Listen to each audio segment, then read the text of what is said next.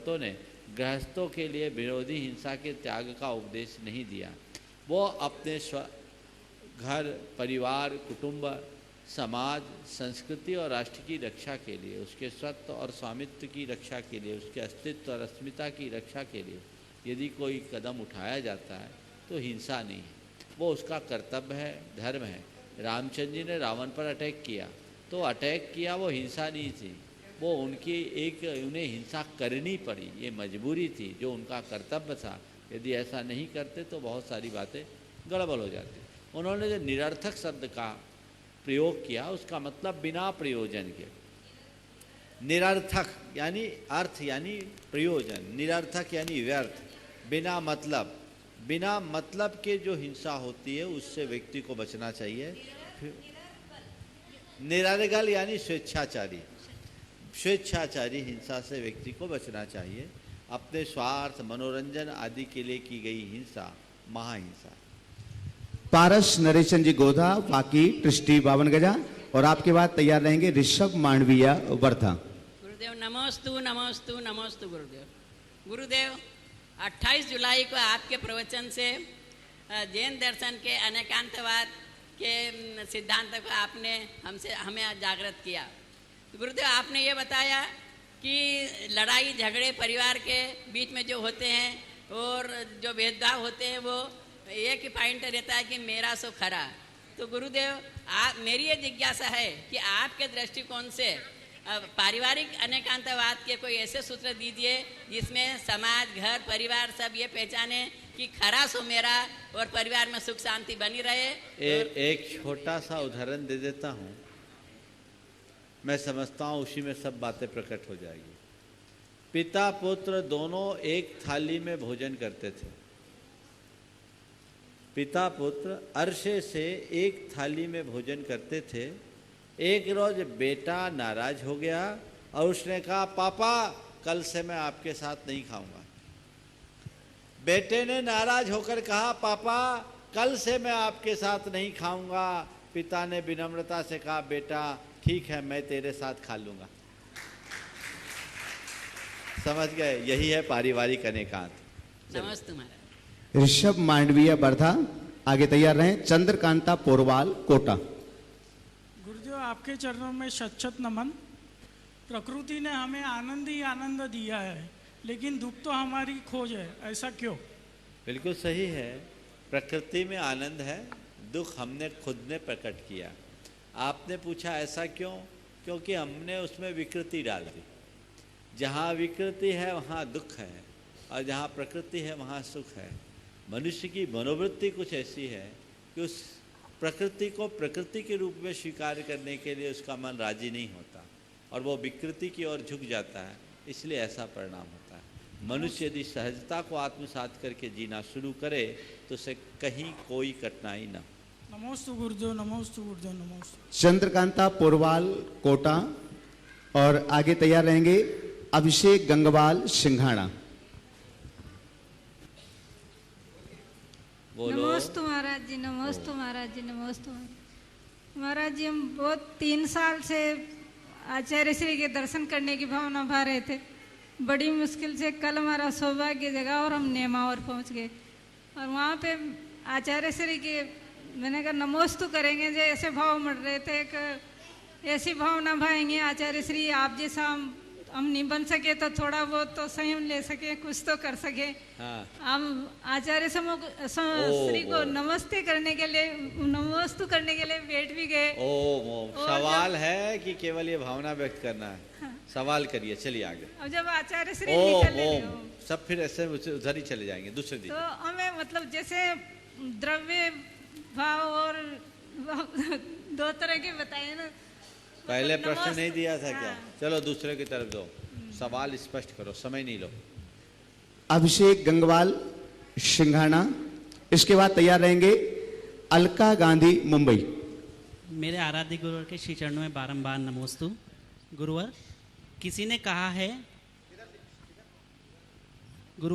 कहा है कि जिंदगी के अंतिम पलों में आपके पूरे जीवन का एक एक कर्म एक फिल्म की तरह आपकी निगाहों के सामने झलकेगा।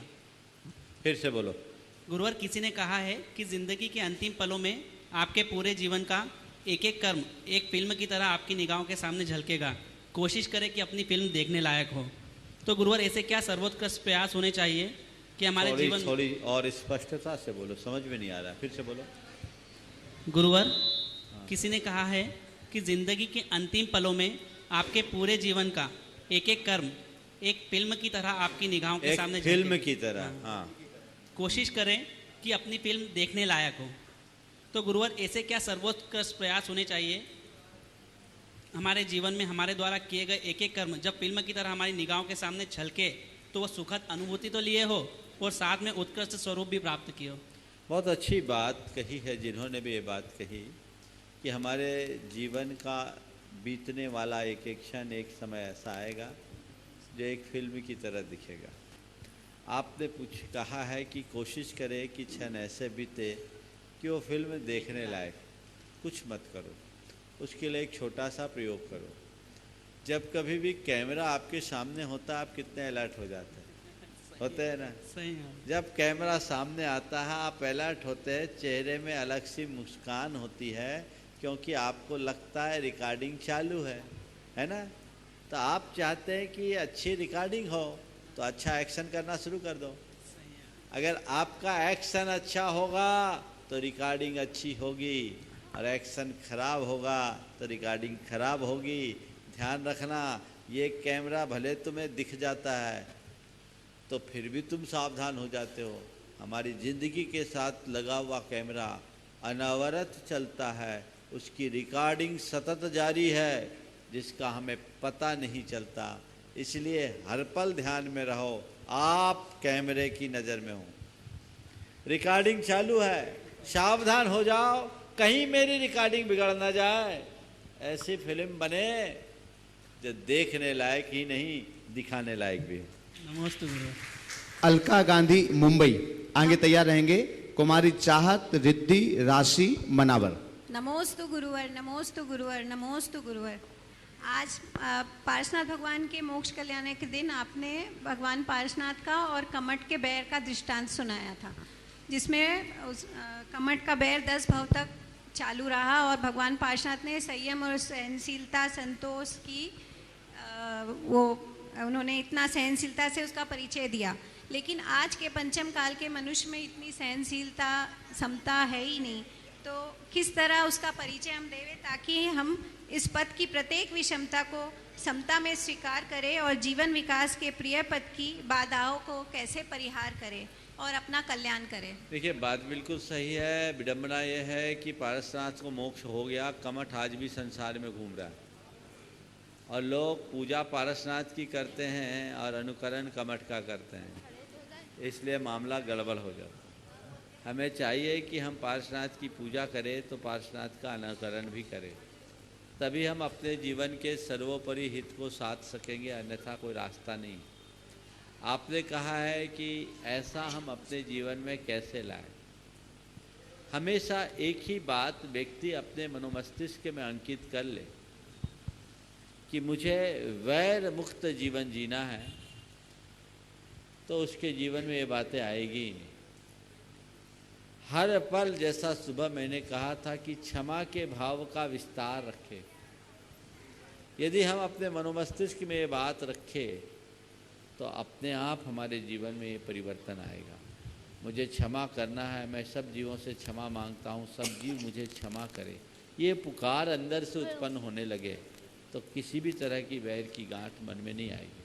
देखिए, मैं आपको बताऊं कैसे लोग होते हैं। मेरे संपर्क में एक बहन जी है, एक बहन जी ने मुझे सुनाई, वो कभी किसी से किसी भी प्रकार का वाद विवाद नहीं करती, उनके नेचर में। और वाद विवाद हो जाए किसी वजह से तो तुरंत क्षमा मांग। उन्होंने एक बार कहा कि एक टैक्सी वाले ने थोड़ा ज़्यादा चक्कर लगवा दिया और टैक्सी वाले ने चक्कर लगवाया और उससे उन्हें जहाँ जाना था पहुँचने में विलम्ब हो गया। एक बार थोड़ा क्षोभ आ गया और उसको उनने डांट दिया, लेकिन सोच देखो कि नहीं, मुझे किसी के साथ कटुता नहीं रखनी, ये संस्कार में उनके था। उनने बोला महाराज डांटा और मैं डांट कर के अंदर चले गई तभी मुझे ध्यान में आया कि मैं इसे गलत डांटी। गेट तक गई थी और वापस रिवर्स होकर के उसको मैंने कहा भैया सॉरी, मैंने आपको गलत डांट दिया, मुझे नहीं डांटना था, शायद आपको पता नहीं होगा इसलिए आप चक्कर लगाए। ये सुना और उसको धन्यवाद कहा कि आपने मुझे सलामती से अपने स्थान तक पहुंचा दिया, इसका मैं धन्यवाद करती हूँ। तो वो ड्राइवर की आंखों में आंसू आ गए। ड्राइवर ने कहा मैं पिछले 20 वर्ष से टैक्सी चला रहा हूँ, आज कोई पहला व्यक्ति आया है जिसने मुझे मेरी गलती पर मुझसे क्षमा मांगी है और उल्टा मुझे धन्यवाद किया है। गालियां देने वाले तो बहुत मिलते हैं, धन्यवाद देने वाले कम। ये अवेयरनेस अगर आपके अंदर हो तो ये स्थितियां बहुत आसानी से बन सकती। मैं हमेशा अवेयरनेस रखनी चाहिए, बिल्कुल क्षमा भाव रखना चाहिए। बिल्कुल बिल्कुल। धन्यवाद। कुमारी चाहत, कुमारी रिद्धि और कुमारी राशि मनावर से हैं, तीनों छोटी छोटी बेटियां, और आज तीनों बेटियों का उपवास भी है मोक्ष सप्तमी का। इसके बाद आगे तैयार रहेंगे रेखा जैन, दादाबाड़ी, कोटा। गुरुदेव के चरणों में 3 बार नमोस्तु नमोस्तु नमोस्तु। गुरुदेव, हमारे जीवन में ऐसा समय आए जब हमारे पास 2 मार्ग है, मोक्ष मार्ग और संसार मार्ग। पर हमको पता है कि मोक्ष मार्ग ही सर्वश्रेष्ठ है। लेकिन महाराज श्री, आज मैं स्त्री पर्याय में हूँ और महाराज जी स्त्री पर्याय आज घर से बाहर सुरक्षित नहीं है। पर हमें पता है कि आज गुरुदेव ने ये प्रतिभा स्थली प्रदान की है। लेकिन महाराज जी, मेरे मन में जिज्ञासा हमेशा बनी रहती है कि मैं कौन सा मार्ग चुनूं, कृपया मेरा मार्ग प्रशस्त कीजिए। देखिए, मोक्ष मार्ग में वही बढ़ पाता है जो निडर होता है। मन में शंका है ना तो मोक्ष मार्ग की सोचना भी मत, समझ गए। निशंक हो, पूर्ण श्रद्धान हो, तब मोक्ष मार्ग में आगे बढ़ने की सोचना। जो शंकालु होकर आगे बढ़ेंगे वो फेल हो जाएंगे, समझ गए। तुमको ये लगता है कि ये बात सही है कि स्त्री पर्याय में बहुत सारी समस्याएं हैं, लेकिन ऐसा नहीं है। आज बहुत सारी स्त्रियां वर्षों से अपने जीवन को आगे बढ़ा रही है और साधना के मार्ग में लगकर अपने जीवन का कल्याण कर रही है। पहले अपने अंदर वैराग्य को जगाओ, और सच्चा वैरागी वो नहीं जो कष्टों से भागता है, सच्चा वैरागी वो है जो सब कष्टों का सामना करने के लिए मानसिक रूप से तैयार रहता है। महाराज जी, हद और मर्यादा दोनों बातें हैं। लोग कहते हैं अपनी हद में रहो, अपनी मर्यादा में रहो। हद और मर्यादा किस चीज़ तक की होनी चाहिए और कहाँ तक होनी चाहिए? हद और मर्यादा किस चीज़ की होनी चाहिए और कहाँ तक होनी चाहिए? देखिए, क्रिकेट देखा है? यस। हाँ, क्रिकेट में बाउंड्री होती है ना। हाँ। इस बाउंड्री को क्या बोला जाता है? बाउंड्री मर्यादा है या बाउंड्री हद है ना। तो क्रिकेट की बाउंड्री होती है, सारे क्रिकेटर की एक सी मर्यादा होती है क्या? जो फील्डिंग करते हैं उनके लिए पूरे ग्राउंड में घूमने की आज़ादी होती है, लेकिन जो बल्लेबाज होता है उसे एक ही जगह कहाँ, अपने क्रीज पर डटे रहने की मर्यादा होती है। और जो बॉलर होता है उसे बॉल फेंकने की तो छूट होती है, लेकिन उसकी भी एक मर्यादा होती है कि बस इस पॉइंट्स के भीतर रहकर बॉलिंग करना है ना। तो ये क्या हुआ, अगर इन सब की मर्यादा को हम हटा दें, बाउंड्री हटा दे, क्रीज हटा दे और सारी विकेट्स को हटा दे, फिर क्रिकेट खेले कोई मजा होगा? नहीं। हाँ नहीं। तो मैं इतना ही कहता हूँ, जिस हद तक जीवन की खुशी और मजा सुरक्षित रहे, हमें उसी मर्यादा के भीतर जाना चाहिए, जिससे हमारे जीवन की खुशी समाप्त हो जाए, जीवन का हित खंडित हो जाए। वैसा काम कभी नहीं करना चाहिए। नमोस्तु महाराज जी। चलो अगला। रेखा जैन, दादाबाड़ी, कोटा। आगे तैयार रहेंगे शकुन दीदी, सागर। नमोस्तु महाराज जी, नमोस्तु महाराज जी, नमोस्तु महाराज। महाराज जी कहते हैं कि ऐसा मत बोलो कि सामने वाले के कषाय करे, पर जैसे बच्चों से मंदिर जाने के लिए कहते हैं, जिसमें भी गुस्सा हो जाते भी हैं, पर जैसे लेट सेट जाते हैं और उनसे बोलो भाई आज लड्डू चढ़ेगा, महाराज जी के प्रवचन हो रहे हैं, तो गुस्सा हो जाते हैं, फिर तो क्या करना चाहिए? इसका शंका का समाधान। देखो, बच्चों को मेरा अनुभव ये बताता है कि बार बार कहने से बच्चे प्रायः दूर भागते हैं। उन्हें प्रेम से एक बार समझा दो तो शायद उसका ज़्यादा असर होगा।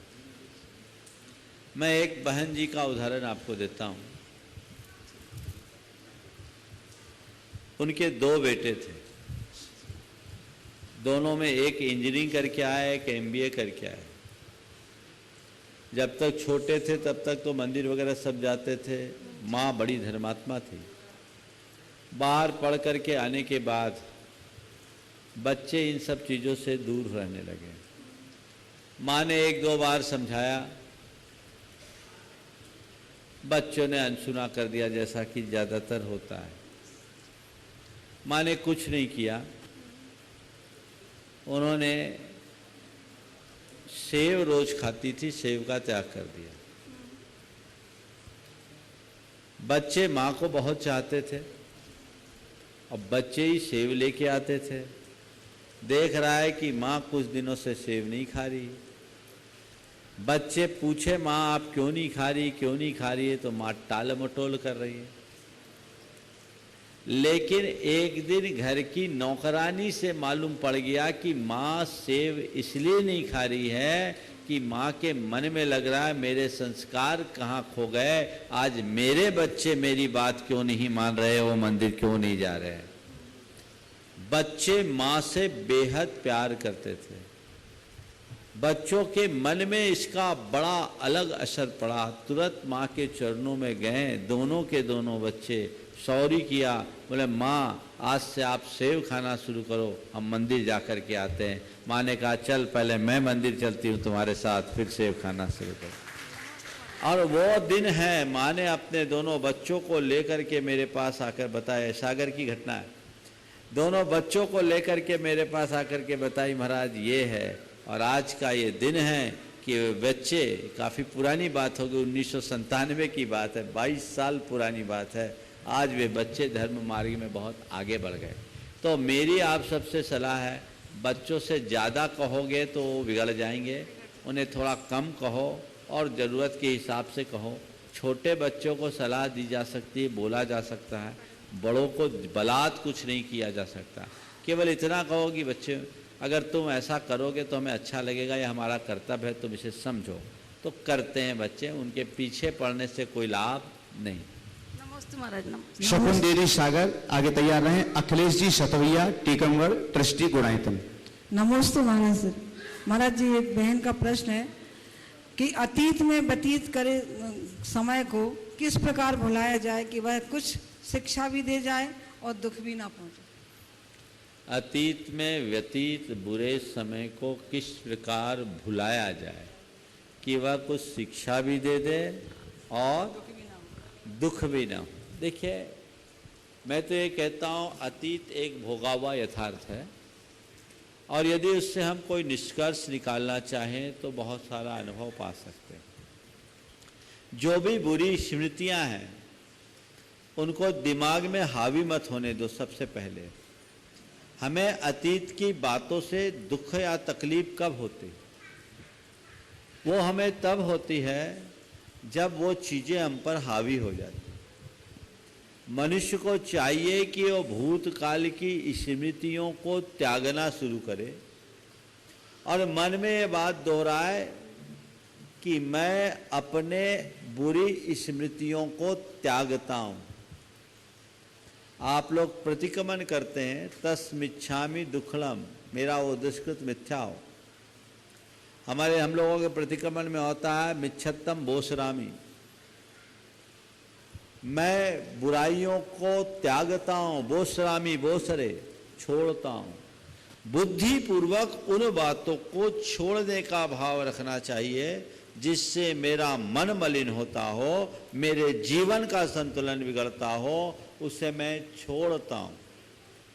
और उसकी समीक्षा करके मन में तय करना चाहिए कि आगे मैं ऐसा नहीं करूँगा। वो बीती भी पर्याय है, ठीक है, बीत गई, लेकिन अब मैं इसे हावी नहीं होने दूंगा और इससे सीख लेकर के अपने भविष्य को अच्छा बनाऊं। नमस्ते। अखिलेश जी सतवैया टीकमगढ़ ट्रस्टी गुणायतन और आगे तैयार हैं वंदना दोषी कुर्डवाड़ महाराष्ट्र। नमोस्तु महाराज।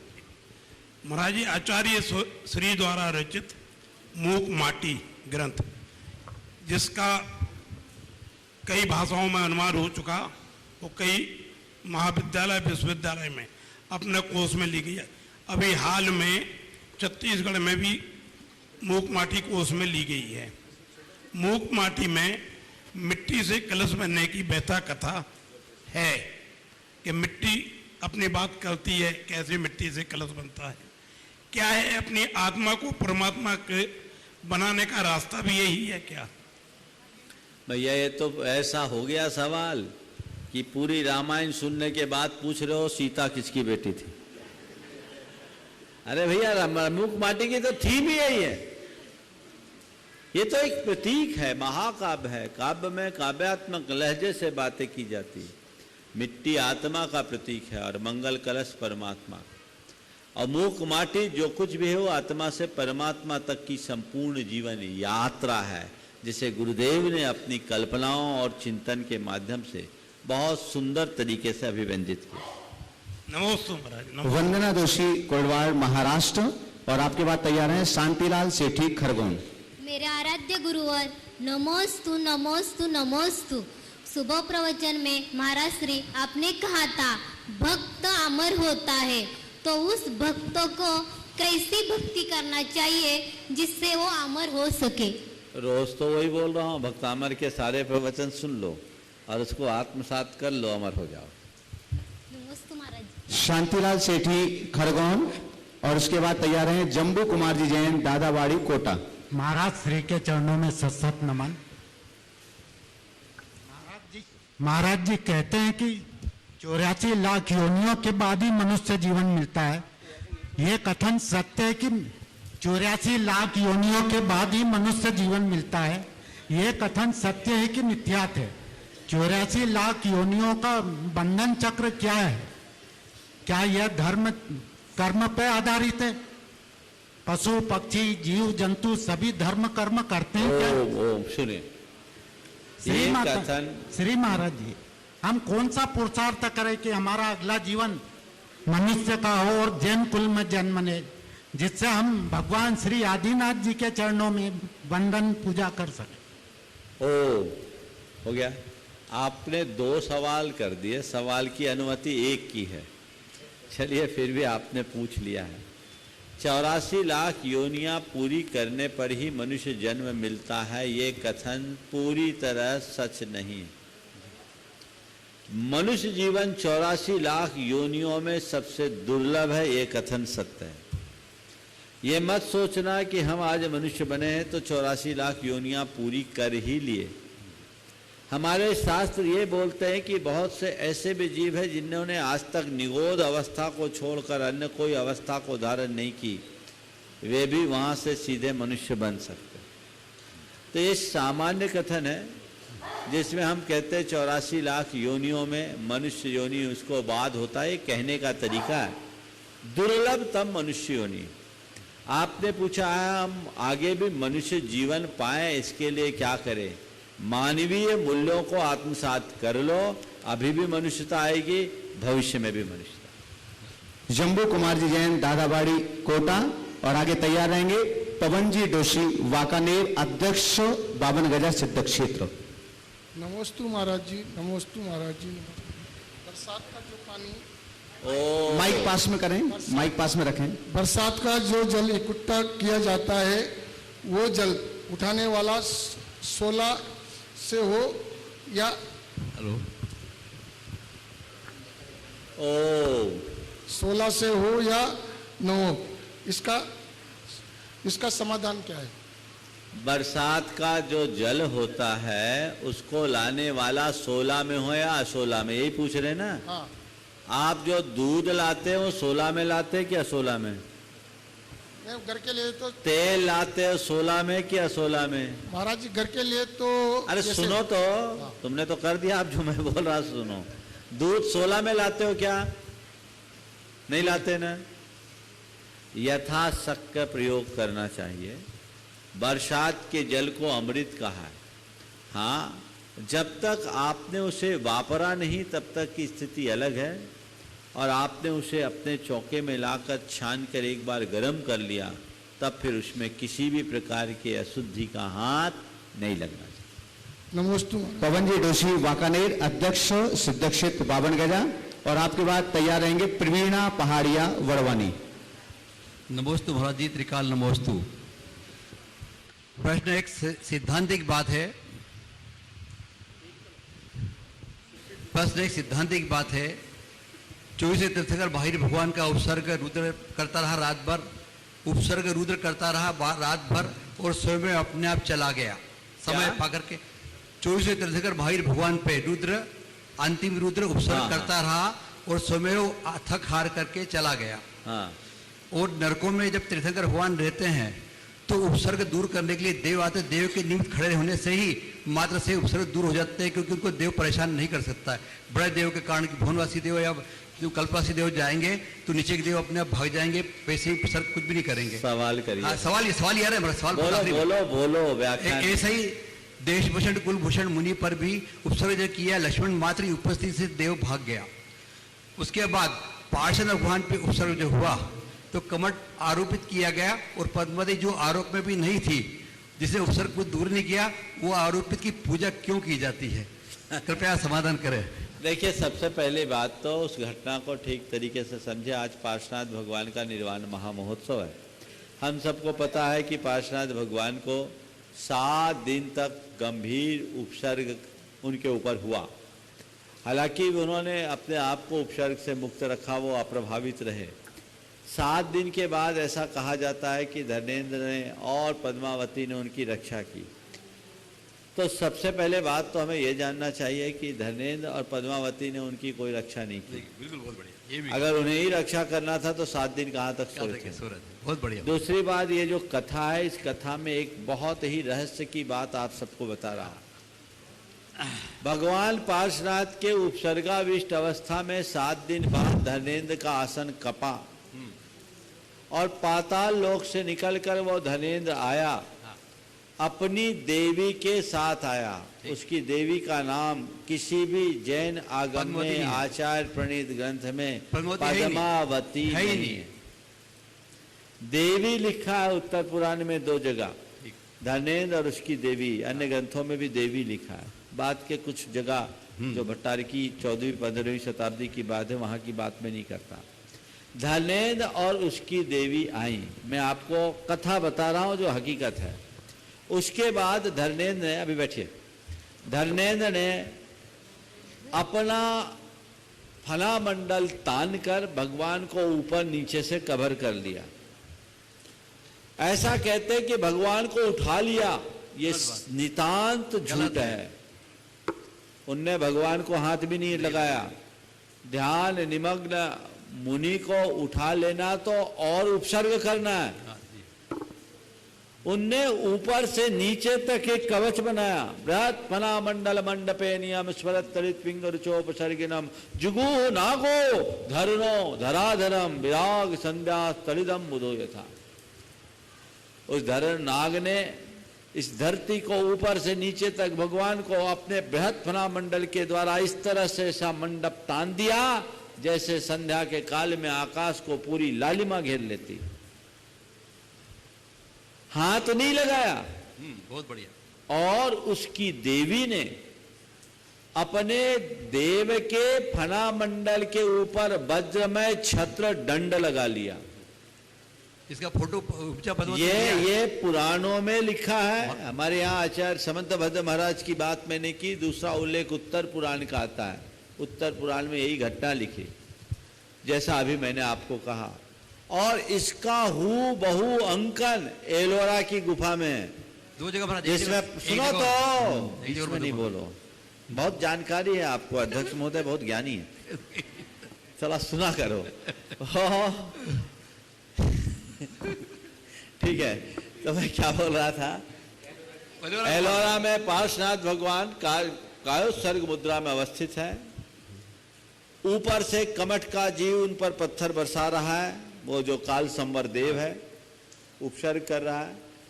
और कमठ निकल कर के आया है, नागेंद्र निकल कर के आया अपनी देवी के साथ। पहले उनकी वंदना कर रहा है और वंदना करने के बाद उसने अपना फन फैला करके भगवान को सुरक्षित किया है। और उसकी देवी थोड़े से दूर से एंगल मिलाकर उसके ऊपर छत्ता लगा रही, यानी जैसे कोई छोटा व्यक्ति बड़े पर छत्ता लगाता है तो थोड़ा तिरछा करता है, वैसा तिरछा है। वो चित्र मेरे पास उपलब्ध है, जिनको देखना है कल मैं दिखा सकता हूँ। तो ये वास्तविकता है, इसलिए इसको ध्यान में रख करके चलना चाहिए।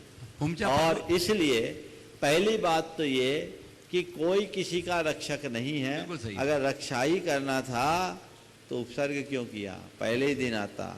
मनुष्य का पुण्य पाप ही उसका संरक्षक है, ऐसा समझ करके हमें चलना चाहिए। त्रिलोक पंडित ग्रंथ के भाग 3 में 24 तीर्थंकरों को जो नमन किया, उसमें पद्मावती का नाम किसी देवी का नाम लिखा भी नहीं गया। हो गया।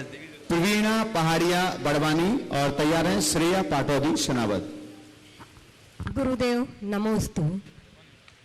आजकल एक सामान्य प्रवृत्ति हो गई है कि लोग अपने आप को समझदार और बाकी सब लोगों को नादान समझते हैं। गुरुदेव, कौन समझदार और कौन नादान, इसका पैमाना क्या है?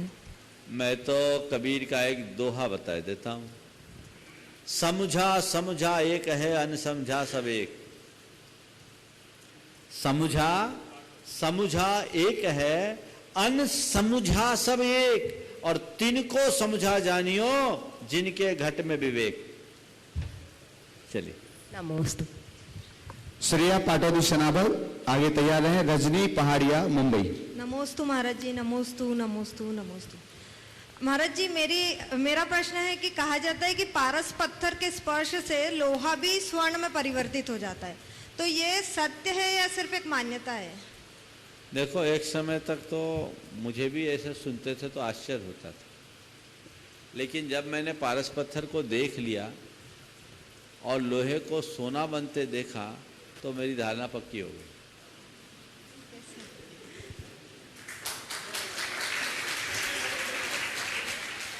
समझ गए? मुझे नहीं मालूम वो कौन सा पारस पत्थर है जो लोहे को सोना बनाता है, पर मैंने देखा है ये लोहा था, किसी पारस की शरण में गया, सोना बन गया, आज मालो माल हो गया। हमें बस उसे देखना है।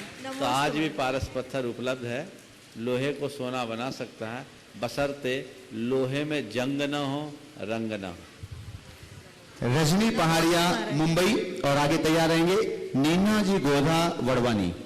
नमोस्तु गुरुवर, नमोस्तु गुरुवर, नमोस्तु गुरुवर। महाराज जी, मेरा प्रश्न यह है, आज अपने दोपहर में बातें कर रहे थे कि सुषमा स्वराज या जयललिता या मायावती, ये सभी बहुत स्ट्रॉन्ग लेडीज़ थी और लेडीज अब आगे काफ़ी बढ़ चुकी हैं। पर महाराज जी, इनके आगे बढ़ने के पीछे क्या इन लोगों ने बहुत कुछ पीछे छोड़ नहीं दिया? महाराज जी, आज माँ बाप को ये टेंशन है, अगर वो अपनी लड़कियों को नहीं पढ़ाते हैं तो संसार में उनमें मुकाबला करने की शक्ति नहीं रहती है, और पढ़ाते हैं तो वो इतना आगे निकल जाती हैं पुरुषों से भी कि वो परिवार को चलाना अपनी हीनता समझती हैं कि परिवार चलाना सबसे कौन काम है, घर को संभालना, बच्चों को संभालना। कई बार ऐसा होता है कि वो अपनी प्रगति के पीछे अपने परिवार का समृद्धि नहीं चाहती हैं कि मेरी प्रगति नहीं रुक जाए, आज मैं प्रेग्नेंट हो गई तो, आज मैंने शादी कर लिया तो क्या करना चाहिए? क्या हमें लड़कियों की जो वो बहुत ज़्यादा ज्ञानी है, ज्ञानशील है, क्या उनको पढ़ाना नहीं चाहिए? क्या उनको आगे नहीं बढ़ाना चाहिए, या आगे बढ़ा के अपने परिवार को अपने को होम कर देना चाहिए?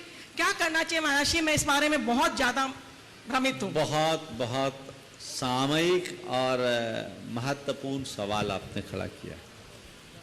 देखिए, लड़कियों को पढ़ाना कतई बुरा नहीं है। मैं पूरी तरह से इस बात का पक्षधर हूँ कि लड़कियों को पढ़ाना चाहिए, और ये परंपरा हमें भगवान ऋषभदेव से मिली है। भगवान ऋषभदेव ने पहले ब्राह्मी और सुंदरी को पढ़ाया, भरत और बाहुबली को बाद में। और एक बात बोलूं, अक्षर और अंक ब्राह्मी और सुंदरी के माध्यम से मिला। भरत और बाहुबली को तो नृत्य और अस्त्र विद्या में निपुण किया था। तो ये बात हमें बहुत अच्छे से समझना है। लड़कियां पढ़े, लेकिन एक बात अपने मन में बिठाए कि वो नारी है, नारी बनकर रहे, नर बनने की कोशिश ना करे। आज मुझे ये समझ में नहीं आता कि आज की नारियां अपने आप को अपूर्ण या अधूरी क्यों महसूस करती है। नारी में कहीं कुछ कम नहीं है। किसी कवि ने कहा है, नर से नारी भारी, एक नहीं दो दो मात्रा है जारी। नर में 2 है, नारी में 4। नारी अपने आप में कम नहीं है। आवश्यकता है नारी अपने नारीत्व को सुरक्षित रखे, और कोई नारी पढ़ लिख कर योग्य बनकर नारियोचित कर्तव्यों के पूर्णता के साथ समाज में आगे बढ़ती है तो हमारे लिए एक बहुत बड़ी मिसाल बनती है। ये परंपरा आज से ही नहीं, हम पूरे इतिहास को पलट करके देखें तो हमारे यहाँ एक से एक नारियां हुई है, चाहे वो शांतला के रूप में हो जैन इतिहास में, चाहे वो दान चिंतामणि किसका है, अतिमब्बे हो या और भी हो, ये जैन परंपरा में भी एक से एक नारियां हुई जिन्होंने अपना एक उच्च आदर्श उपस्थित किया। कई शिक्षित थे, उसे युद्ध कला में निपुणता थी, मौका पड़ने पर उन्होंने दशरथ के लिए साथ दिया। लेकिन नारी होने का मतलब ये नहीं है कि जो काम नर करे वही करे। लोगों का प्रतिमान बदल गया, समाज की भी सोच गलत है। कोई नारी अगर नारियोचित कर्तव्यों का पालन करके अपने घर परिवार को ठीक करती है और समाज में उच्च आदर्श स्थापित करती है तो समाज उसे वो महत्व नहीं देता। लेकिन कोई नारी नरों के समान कोई बड़ा काम करती है तो सर्वत्र उसकी वाहवाही होती है। मैं समझता हूँ ये नारी समाज के साथ एक बहुत बड़ा खिलवाड़ है। इसके बड़े भयानक दुष्परिणाम आ रहे हैं। नतीजा क्या निकल रहा है, नारी नारी नहीं रह पा रही है और नर वो बन नहीं पा रही है। महाराज जी, इसमें कई बार ऐसा भी होता है कि जो बड़े बड़े शहरों में लड़कियां पढ़ लिख गई हैं वो छोटे शहरों में नहीं जाना चाहती। हाँ, आ रहा हूँ मैं, और वो बड़े शहरों में आ रहा हूँ मैं, पूरी मेरी बात सुन लो। नारी नारी रह नहीं पा रही है और नर बन नहीं पा रही है, ना इधर की ना उधर की। तो मैं पहली बात तो ये कहूंगा कि लड़कियों को पढ़ाइए, पर उनके दिल दिमाग में एक बात पहले बिठाइए कि तेरी विशेषता, तेरे अंदर जो प्राकृतिक गुण है उनके विकास में है। जो नेचुरल इंटेलेक्ट है तुम्हारा, उसको डेवलप करो और अपने प्रतिभा और कौशल के बल पर सबको उसका लोहा मनवाओ, इसमें कोई हानि नहीं। लेकिन यदि वही कार्य दूसरों वाला करोगे तो वो उचित नहीं है। अपवाद स्वरूप ही कोई ऐसा आगे बढ़ते हैं। अगर घर परिवार और समाज की व्यवस्था को सुरक्षित करना है तो ये तभी होगा जब नारी में नारियोचित कर्तव्य होंगे, भावनाएं होगी। क्योंकि जिस दिन समाज की नारियां नर बन जाएगी, पूरी धरा नारी विहीन हो जाएगी। और जब नारी खत्म तो ममता खत्म, प्रेम खत्म, शांति खत्म, क्षमता खत्म, वात्सल्य खत्म। सोच लो, ममता प्रेम वात्सल्य और शांति से रहित, क्षमा से रहित समाज कितना बर्बर समाज होगा। हमें इसे रोकना चाहिए। रहा सवाल आज की लड़कियों की सोच का, ये बहुत तेजी से सोच बदल रही है। इसके पीछे की मूल वजह आज की शिक्षा प्रणाली है। और आज आप अपने बेटे हो या बेटियां, उनकी शिक्षा का जितना ध्यान देते हैं, संस्कारों का ध्यान भी साथ साथ दीजिए। मेरे संपर्क में ऐसे अनेक लोग हैं जिनकी बेटियां आज लंदन से पढ़कर आई, लेकिन लंदन से पढ़ कर के आने के बाद भी माँ बाप ने इतने अच्छे संस्कार दिए कि मत पूछो। एक लड़की के बारे में, एक बड़े अच्छे उद्यमी हैं, उनकी बेटी लंदन से मास्टर्स करके आई और मेरे सामने उनके पिताजी ने जब पूछा कि बताओ तुम्हारे लिए क्या चॉइस है, अब तुम्हारी शादी की बात करना चाहते हैं, कैसी चॉइस है। लड़की ने छूटते ही कहा, पापा आप अपने जैसा लड़का खोज लाइए, मुझे और कुछ नहीं चाहिए। ये संस्कार, तो वो संस्कार भी चाहिए। इसमें केवल बच्चियों का दोष नहीं है, बहुत अंशों में माँ बाप का भी दोष है। शुरू से माँ अपने बच्चों को ऐसे ही चाहती कि वो ऐसा बन ऐसा बन ऐसा बन, और जब वो बनने लगती है तो माँ घबरा जाती है। ये भी गड़बड़। मीना जी गोदा बड़वानी और आगे तैयार रहेंगे रानी ऋषभ जैन बर्धा। नमोस्तु महाराज जी। नमोस्तु गुरु। बोलो। बुलंदियों पर पहुंचना कमाल नहीं, बुलंदियों पर ठहरना कमाल होता है। महाराज जी, मंजिल तो हर कोई हासिल कर लेता है, लेकिन मंजिल पर पहुंचकर एक नवीन इतिहास बिरले लोग ही बना पाते हैं। तो वो बहुत कठिनाइयाँ भी सहन करते हैं, तो उनमें ऐसे क्या गुण होते हैं जो अमर हो जाते हैं? देखिए, आप जितने दुनिया में जितने भी लोग जिन्होंने इतिहास में अपना अमर स्थान बनाया, उनके जीवन चरित्र को आप पढ़ेंगे तो 4 बातें उनमें विशेष पाएंगे। सबसे पहली बात, उनके मन में लक्ष्य के प्रति समर्पण। दूसरी बात लगन। तीसरी बात कठोर परिश्रम।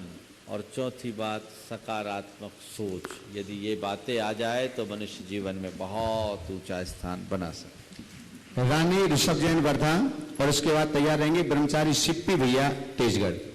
नमोस्तु गुरुवर, मेरे और मेरे परिवार की तरफ से भी नमोस्तु। गुरुवर, मेरा प्रश्न है कि समता की ढाल को किस प्रकार संभाला जाए कि संघर्षों की तलवार उसे भेद ना सके।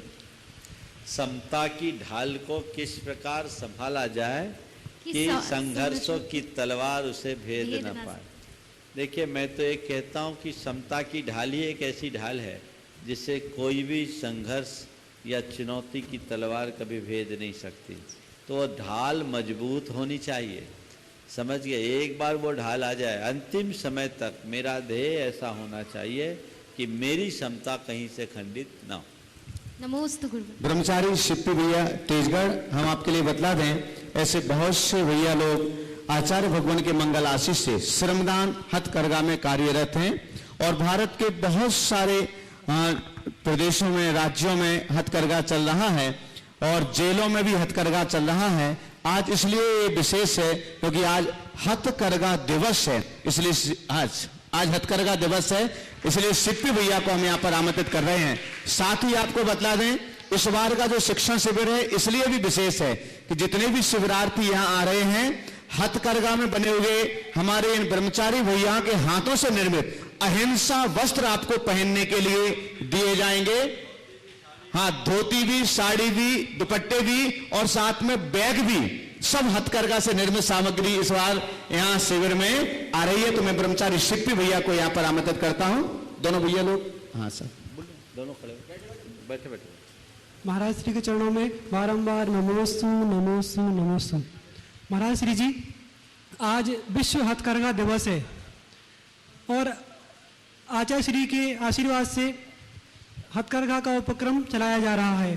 तो गुरु जी की भावना है कि सभी लोग अहिंसक वस्त्र का प्रयोग करें। हम कैसे सभी लोगों तक, जन जन तक ये बात पहुंचाएं कि सभी लोग अहिंसक वस्त्र का प्रयोग करें? कृपया महाराज जी हमें बताएं। देखिए, हथकरघा को लेकर हमारे गुरुदेव का जो दृष्टिकोण है बहुत व्यापक है। हमारे गुरुदेव ने भारत के इतिहास को बहुत अच्छे से पढ़ा है और उन्होंने एक सूत्र दिया है कि भारत को भारत का आदर्श बनाओ। जब हम भारत को भारत का रोल मॉडल बनाएंगे तभी सच्चे अर्थों में भारत का समुचित विकास कर पाएंगे। हम जब भारत के सुदूर इतिहास में झांक कर देखते हैं तो पाते हैं एक समय था जब भारत में कोई भी बेकार नहीं था, कोई भी बीमार, कोई भी भिखारी नहीं था, कोई भी चोर नहीं था, कोई भी याचक नहीं था। हर व्यक्ति के पास इतना कौशल था, क्षमता थी कि वह अपना पेट भर लेता था, अपना ही नहीं अपने साथ 2-4 का पेट भरने में भी समर्थ रहता था। आज वह व्यवस्थाएं खत्म हो गई। भारत की अर्थव्यवस्था की रीढ़ टेक्सटाइल इंडस्ट्री थी। घर घर में लोगों के साथ ये हथकरघे लगे रहते थे, लोग उनसे करते थे और ऐसा भी कपड़ा भारत में बनता था कि पूरे की पूरी साड़ी को एक माचिस की डिब्बे में समेट कर रख दिया जाए। पूरे दुनिया में उसकी एक अलग पहचान थी। अंग्रेज़ों ने उस हम लोगों पर बड़ा जुल्म किया, हजारों लाखों बुनकरों के हाथ काटे, उस इंडस्ट्री को चौपट किया।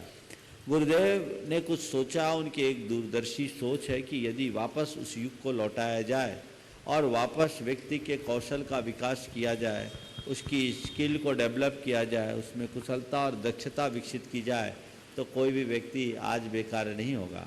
ये विडंबना ही कहनी चाहिए कि इंजीनियरिंग की पढ़ाई कर लेने के बाद भी, पीएचडी कर लेने के बाद भी, उच्च शिक्षा संपन्न हो जाने के बाद भी लोग आज भी बेकार घूम रहे हैं।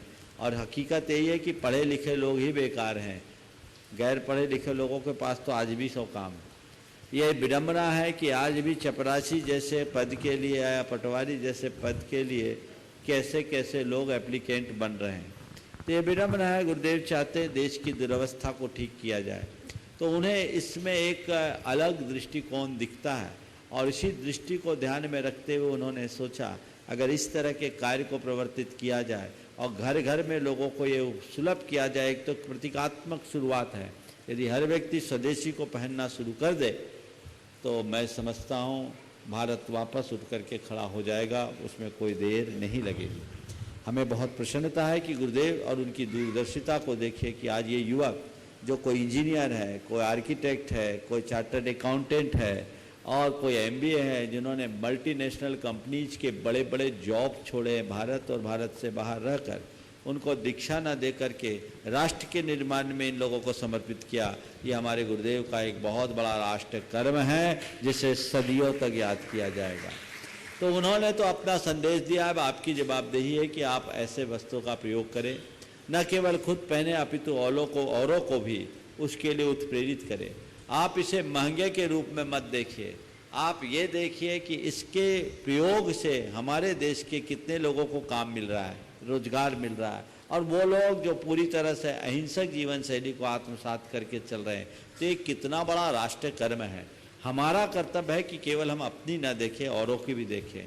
आज ब्रांडेड युग है। आज एक आदमी 5,000 और 10,000 का टी-शर्ट खरीदने के लिए तैयार है जो बाहर की मल्टीनेशनल कंपनी की है। एक व्यक्ति भी आया, उन्हें अपने बेटे को मेरे सामने कहा, महाराज जी इसको थोड़ा समझाइए। बॉस की टी-शर्ट आए, बॉस लिखा था अकेले, और पता लगा वो टी-शर्ट 12,000 रुपये की थी। हमने बोला क्या काम है भैया इसका? बोला ब्रांडेड है। हमने कहा कफन में ब्रांड नहीं होते, इस बात का ध्यान रखना। आज उन सब चीज़ों के लिए लोग इतने रुपये खर्च करते हैं। आज उनको अगर हथकरघा का 2,000 रुपये का शर्ट, कितने का शर्ट है? हाँ हाँ हाँ 750 रुपये का शर्ट उनको महंगा लगता है, जो ब्रांड लेवल का है। तो मेरा आप सबसे कहना है, संकल्प लीजिए। गांधी जी कहा करते थे, जो लोग विदेशी वस्त्र पहनते हैं और मेरी जय बोलते हैं, वे मुझे गाली दे तो मैं उसे ज़्यादा अच्छा समझूंगा। ये गांधी जी का एक वाक्य था। तो ये पूरी न केवल जैन समाज को अपितु उन सब लोगों को जो भारतीय संस्कृति पर विश्वास रखते हैं और भारत का वास्तविक उत्थान और विकास चाहते हैं, एक संकल्प लेना चाहिए कि हम ऐसे ही कार्यों को बढ़ावा देंगे जिससे हमारी संस्कृति सुरक्षित रहे, हमारे देश का हित सुरक्षित रहे और हम देश का सर्वतोमुखी विकास कर सके। ऐसी भावना सबको रखनी चाहिए। इसीलिए हमने इस बार जो शिविर की बात आई तो समिति से कहा, नहीं अब कोई लूम की चीज़ें नहीं होनी चाहिए, सब हथकरघा की चीज़ हो, भले महंगी पड़े, लेकिन महंगी पड़ने के बाद भी वो ऐसी हो जो लोगों की सोच की दिशा बदले, चिंतन की दिशा बदले। तो इस बार के शिविर में जैसी जानकारी आपको दी, और बहुत सारी चीज़ें, रक्षाबंधन की राखियाँ भी है, जब सागर जेल से रेखा बहन जी बनवाती है, कितने जेल के कैदियों का जीवन बदला। गुरुदेव ने ये जो कार्य किया, कितने लोगों ने मांसाहार का त्याग किया, कितने कैदियों ने, और आज तिहाड़ जेल जैसे जेल में भी इसका उपक्रम प्रारंभ हो गया। 27 तारीख को उसकी शुरुआत है। तो ये कुल मिलाकर एक बहुत अच्छा कार्य है। हमें ऐसे कार्यों की भूरी भूरी प्रशंसा करनी चाहिए, न केवल प्रशंसा करनी चाहिए अपितु अपना उत्कृष्ट योगदान भी इसके लिए देना चाहिए। बोलिए परम पूज्य आचार्य गुरुवर श्री विद्यासागर जी महाराज की जय जय। पूज्य मुनिवर श्री प्रमाण सागर जी महाराज की जय जय। पूज्य मुनिवर श्री विराट सागर जी महाराज की जय जय जय।